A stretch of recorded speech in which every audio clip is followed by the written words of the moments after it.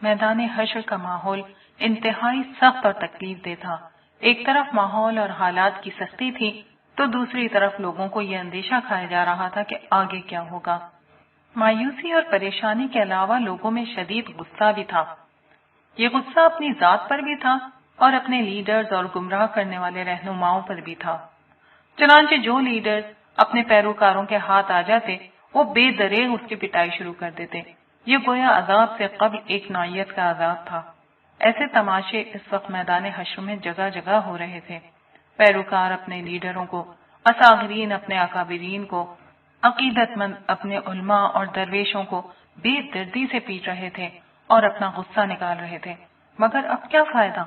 अलबत्ता इस तरह परेशान और अफसुर्दा हाल लोगों को एक तरह का तमाशा देखने को जरूर मिल रहा था। हम इस तरह के तमाशे देखते हुए आगे बढ़ते रहे। रास्ते में मैंने साले से कहा, मैं तो ये सोचकर परेशान हूँ कि दुनिया में कुछ देर की लोड शेडिंग और गर्मी से हमारी हालत इंतहाई अबतर हो जाती थी। यहाँ तो इतना तवील अरसा हो चुका है मगर लोगों को इस मुसीबत से निजात नहीं मिल रही। तुम्हारे साथ की वजह से मुझे तो यहाँ के मसायब और शदायद बिल्कुल महसूस नहीं हो रहे, मगर जो यहाँ हैं उनके साथ तो वाकई बहुत बुरा मामला हो रहा है। साले ने मुझे रोकते हुए कहा, अपने अल्फाज की तस्हीह कर लो। बुरा नहीं हो रहा, अदल हो रहा है। हाँ, मामला बिलाशुबा शदीद है और इसी वजह से सारी मखलूक ने इख्तियार और इख्तिदार के इस बारे अमानत को उठाने और सजा और जजा के इस कड़े इम्तिहान में खड़े होने से इनकार कर दिया था। मैंने कहा, मेरी समझ में नहीं आता कि आम लोगों के साथ इतनी मुश्किल है तो जिन लोगों ने सारे इंसानों की तरफ से इख्तिदार और इख्तियार का बार उठाया उनके साथ क्या हुआ होगा। इस बात से मेरा इशारा जालिम हुक्मरानों और बददियानत अहलकारों की तरफ था। साले ने मुझसे पूछा, देखना चाहते हो कि उनके साथ क्या हो रहा है? मैंने इस बात में गर्दन हिलाई।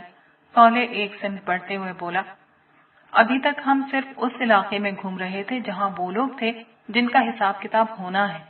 जिस तरह साबिकीन का मामला है कि वो अर्श के नीचे खुदा के इनामात में खड़े हैं और उनका हिसाब किताब नहीं होना सिर्फ रस्मी तौर पर उनकी कामयाबी का ऐलान होना है, इसी तरह कुछ बदबख्त हैं जिनकी बदआमालियों की बिना पर उनके जहन्नुम का फैसला पहले ही हो चुका है। हम उन्हीं की सिम चल रहे हैं। हम जैसे जैसे आगे बढ़ रहे थे गर्मी की हिद्दत और शिद्दत बुरी तरह बढ़ रही थी। मुझे इसका अंदाजा उस बढ़ते हुए पसीने से हुआ जो लोगों के जिस्म से बह रहा था। लोगों के जिस्मों से पसीना कतरों की सूरत में नहीं बल्कि धार की शक्ल में बह रहा था, मगर जमीन इतनी गर्म थी कि यह पसीना तपती जमीन पर गिरते ही उसमें जज्ब हो जाता। प्यास के मारे लोगों के होंठ बाहर निकल आए थे। वो किसी तौंस ज़दा और प्यासे ऊंट की तरह हाँप रहे थे, मगर पानी का यहाँ क्या सवाल। उनके चेहरों पर परेशानी से कहीं ज्यादा खौफ के साए थे। ये खौफ किस चीज का था ये भी थोड़ी ही देर में मालूम हो गया। अचानक लोगों के दरमियान एक अजीब हलचल मच गई। लोग इधर उधर भागने लगे। मजमा छटा तो देखा कि एक आदमी के पीछे दो फरिश्ते दौड़ रहे हैं। ये वैसे ही फरिश्ते थे जैसे अर्श के साए की तरफ जाते हुए हमें नजर आए थे। एक के हाथ में आग का कोड़ा था, दूसरे के हाथ में ऐसा कोड़ा था जिसमें कीलें निकली हुई थी। वो आदमी उनसे बचने के लिए सर तोड़ कोशिश कर रहा था, मगर ये फरिश्ते उसका पीछा नहीं छोड़ रहे थे। साफ नजर आ रहा था कि फरिश्ते जानबूझकर उसे थका रहे थे। वो उसके करीब पहुंचकर उसे एक कोड़ा मारते और कहते जा रहे थे कि ए हुक्मरान, उठ और अपनी मुमलिकत में चल। कोड़ा पड़ते ही वो शख्स चीखता चिल्लाता गिरता पड़ता भागने लगता। फिर वो फरिश्ते उसके पीछे दौड़ने लगते। मुझे उन मौसूफ का तारुफ हासिल करने के लिए ज्यादा इंतजार नहीं करना पड़ा। साले ने खुद ही बता दिया, ये तुम्हारे मुल्क के सरबराह मुमलिकत हैं। कुछ ही देर में सरबराह मुमलिकत आग और कीलों वाले कोड़े खाकर जमींपोश हो चुके थे, जिसके बाद फरिश्तों ने उन्हें एक लंबी जंजीर में बांधना शुरू किया, जिसकी कड़ियां आग में दहकाकर सुर्ख की गई थीं। सरबराह मुमलिकत बेबसी से तड़प रहे थे और रहम की फरियाद फरमा रहे थे, मगर उन फरिश्तों को क्या मालूम था कि रहम क्या होता है। वो बेदर्दी से उन्हें बांधते रहे। जब उनका पूरा जिस्म जंजीरों से जकड़ गया तो इतने में कुछ और फरिश्ते आ गए। पहले फरिश्ते उनसे बोले, हमने सरबराह मुमलिकत को पकड़ लिया है, तुम जाओ और उनके सारे हवारियों, दरबारियों, खुशामदियों और साथियों को पकड़ लाओ जो इस बदबख्त के जुल्म और बदउनवानी में उनके शरीक थे। चुनांचे मजमे में बड़े पैमाने पर वही हलचल मच गई। भाग दौड़ और मार पीट शुरू हो गई। थोड़ी ही देर में एक गिरोह कसीर जिसमें वज़रा, उमरा, मुशीर, ब्यूरोक्रेट, वटेरे, जागीरदार, सरमायादार और हर तरह के जालिम जमा थे, गिरफ्तार हो गया। इसके बाद उन फरिश्तों ने सबको सर के बालों से पकड़कर चेहरे के बल जमीन पर घसीटना शुरू कर दिया। वो हमारे करीब से गुजरे तो उनकी खालों के जलने की बदबू हर तरफ फजा में बिखरी हुई थी। इस बदबू का एहसास होते ही साले ने मेरी कमर पर हाथ रखा तो मेरी जान में जान आई। वो उनको हमारे सामने से खींचते हुए मजीद बाएं जानिब ले गए। मैं उनके घसीटे जाने के सबब जमीन पर बन जाने वाली लकीरों और उन पर पड़े खून के धब्बों को देखता रहा जो उनके जिस्मों से रिस रहा था। ये इबरतनाक मंजर देखकर बेइख्तियार मेरे लबों से एक आह निकली। मैंने दिल में सोचा, कहाँ गया इनका इख्तिदार, कहाँ गए वो ऐश व इशरत के दिन, कहाँ गए वो आलीशान महल, महंगे तरीन कपड़े, बैरूनी दौरे, शानदार गाड़ियां, अजमत, कर्रो फर और शानो शौकत। इन लोगों ने कितने मामूली और आर्जी मजों के लिए कैसा बुरा अंजाम चुन लिया। साले बोला, ये सब जालिम, करप्ट और अय्याश लोग थे जिनकी हलाकत का फैसला दुनिया ही में हो चुका था। ताहम ये इनकी असल सजा नहीं, असल सजा तो जहन्नम में मिलेगी। जिस तरफ फरिश्ते उन्हें ले जा रहे हैं वहां से जहन्नम बिल्कुल करीब है। इसी मकाम से उन्हें हिसाब किताब के लिए लाया जाएगा, जहां उनकी दायमी जिल्लत और अजाब का फैसला सुनाया जाएगा। फिर उन्हें दोबारा बाईं तरफ लाया जाएगा, जहां से गुरूह दर गुरूह उन्हें जहन्नम में डाल दिया जाएगा। हिसाब किताब के जिक्र से मुझे बेइख्तियार वक्त का ख्याल आया तो मैंने साले से पूछा, साले, रसूलुल्लाह सल्लल्लाहु अलैहि वसल्लम की दुआ को कबूल हुए तवील अरसा गुजर गया है, मगर अब तक ये हिसाब किताब क्यों नहीं शुरू हुआ? साले ने कहा, ये तुम समझते हो कि तवील अरसा हुआ है। मैदान हश्र में वक्त बहुत आहिस्तगी के साथ गुजर रहा है, जिसकी बिना पर ये तवील अरसा लगता है, मगर अर्श तले बहुत ही कम वक्त गुजरा है। तुम जानना चाहते हो कि इतना वक्त भी बहरहाल क्यों लग रहा है? मैंने कहा, तुम ही ने बताया था कि जिन लोगों को माफ किया जाना है, इस सख्ती को उनकी माफी का एक उज्र बना दिया जाएगा। साले ने कहा, हाँ, ये एक वजह है, मगर दूसरी वजह लोगों को ये एहसास दिलाना है कि यहाँ सारा इख्तियार अल्लाह के हाथ में है। बात यह है अब्दुल्ला, इंसानों ने अपने करीम और मेहरबान आका की कदर नहीं की। आज वो आका लोगों को ये एहसास दिला रहा है कि इंसान किस दर्जे में उसके मोहताज और उसके सामने बेवकत हैं।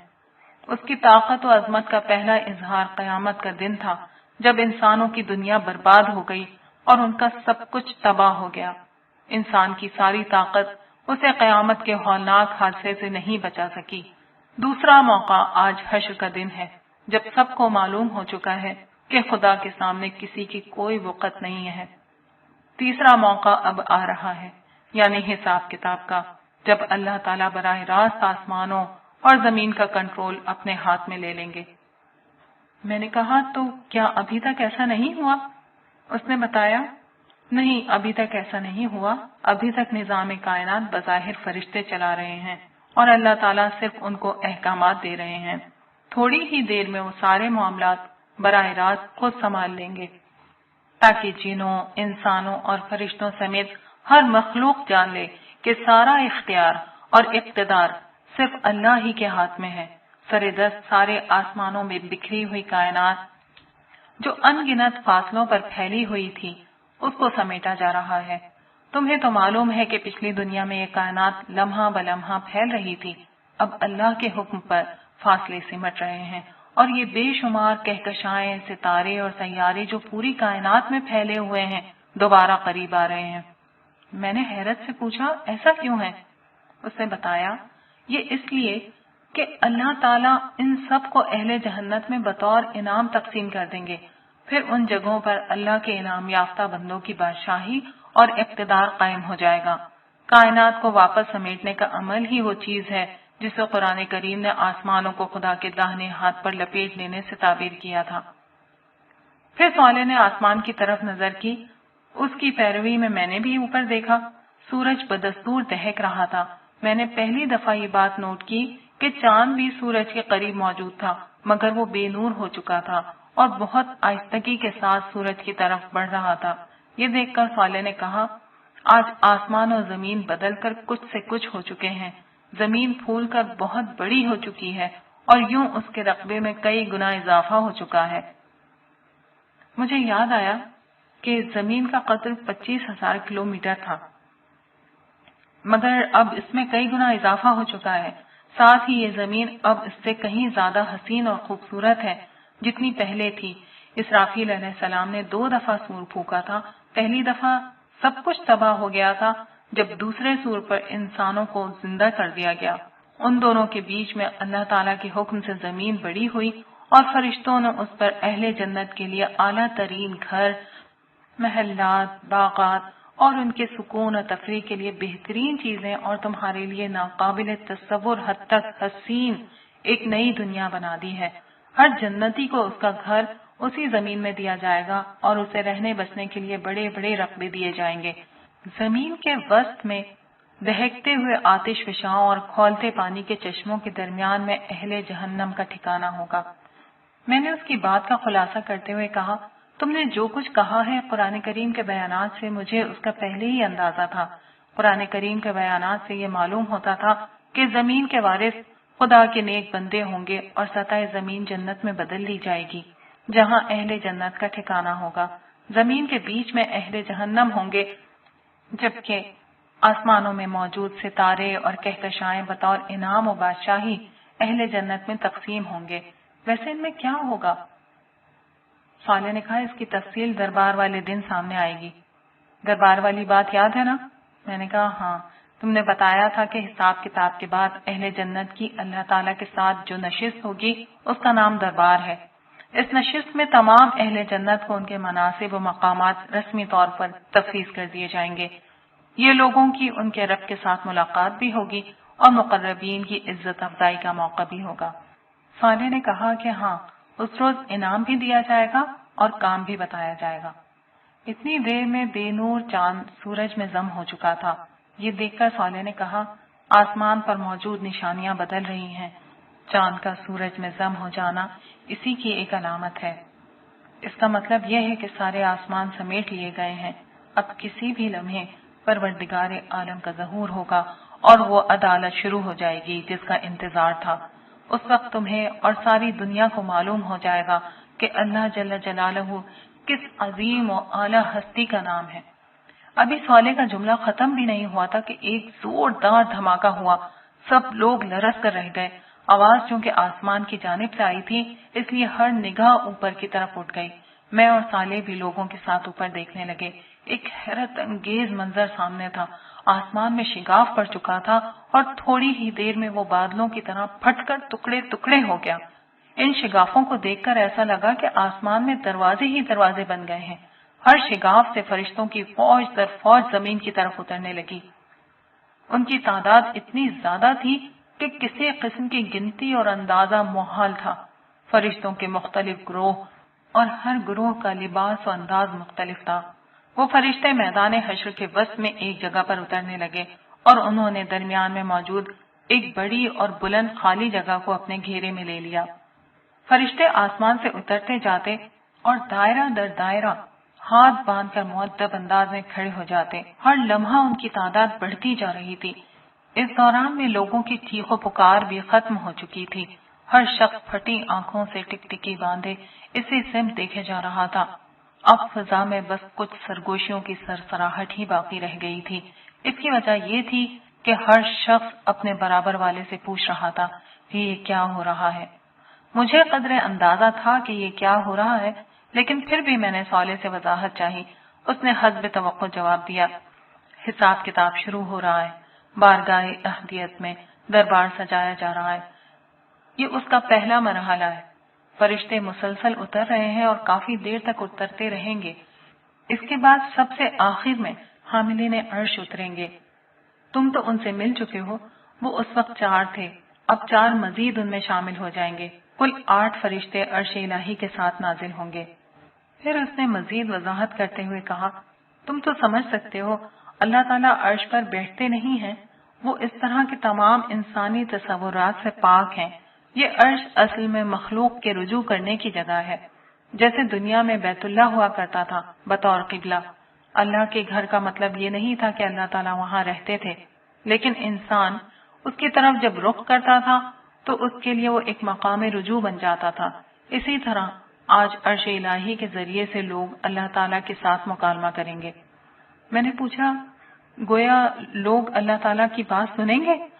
صالح نے کہا، ہاں، ویسے ہی جیسے حضرت موسیٰ علیہ السلام نے طور کی وادی میں ایک درخت کے اندر سے اللہ تعالیٰ کی آواز آتے ہوئے سنی تھی۔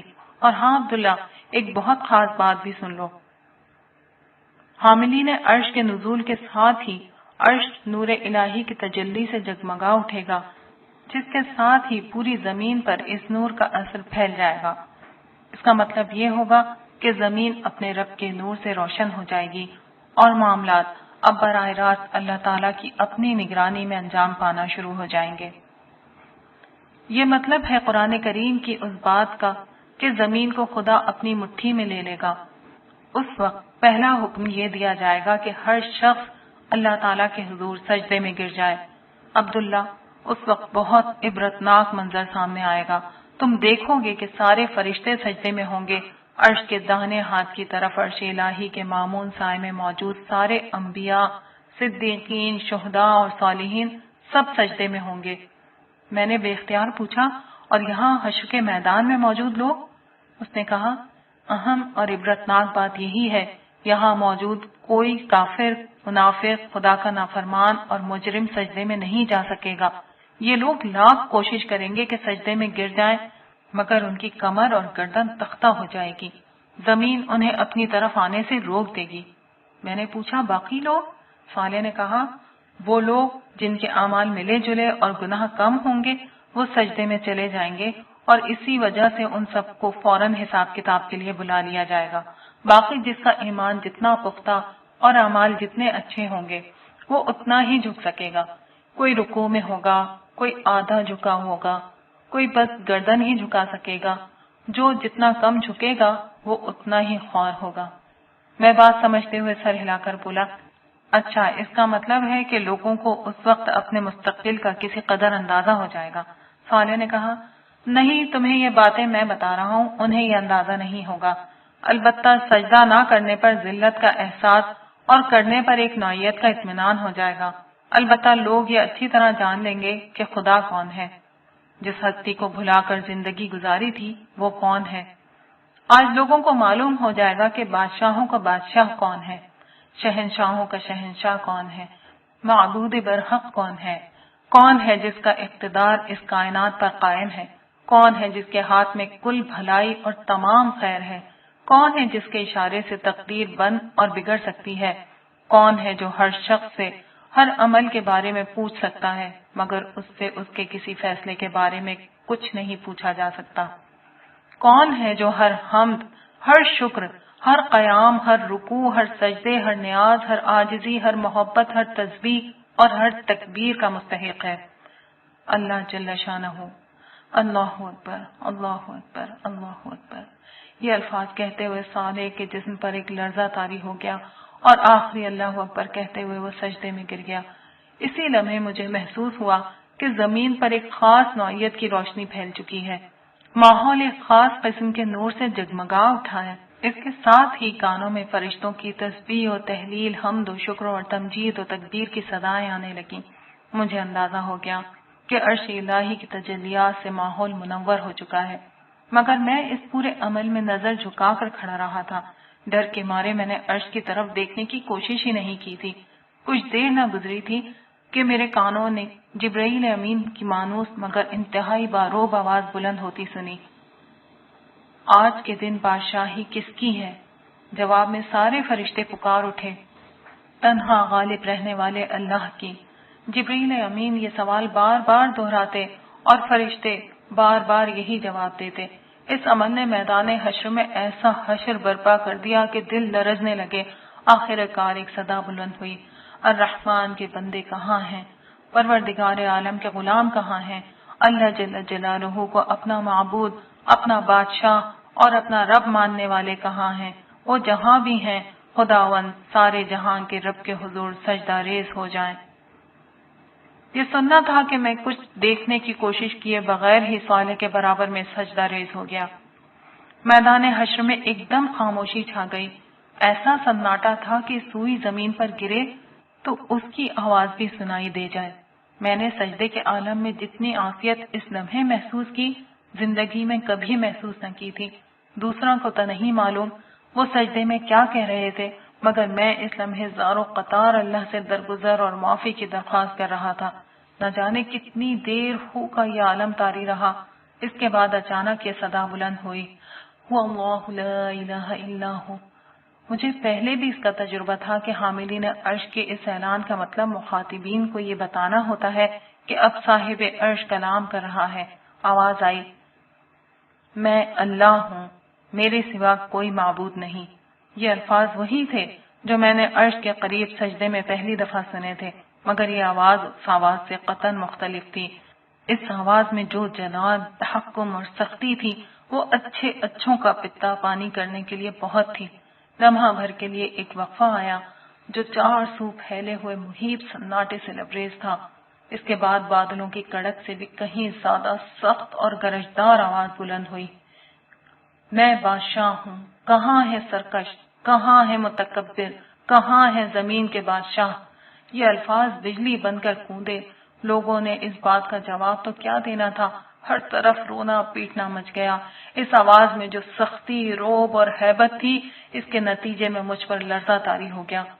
مجھے زندگی کا ہر وہ لمحہ یاد آیا جب میں خود کو طاقتور، بڑا اور اپنے گھر ہی میں صحیح خود کو سربراہ سمجھتا تھا۔ اس لمحے میری شدید ترین خواہش تھی کہ زمین پھٹے اور میں اس میں سما جاؤں، میں کسی طرح خدا کے قہر کے سامنے سے ہٹ جاؤں۔ انتہائی بے بسی کے عالم میں میرے منہ سے یہ الفاظ نکلے، کاش میری ماں نے مجھے پیدا ہی نہ کیا ہوتا۔ اس کے ساتھ ہی میرے دل و دماغ نے میرا ساتھ چھوڑ دیا اور میں بے ہوش ہو کر زمین پر گر گیا۔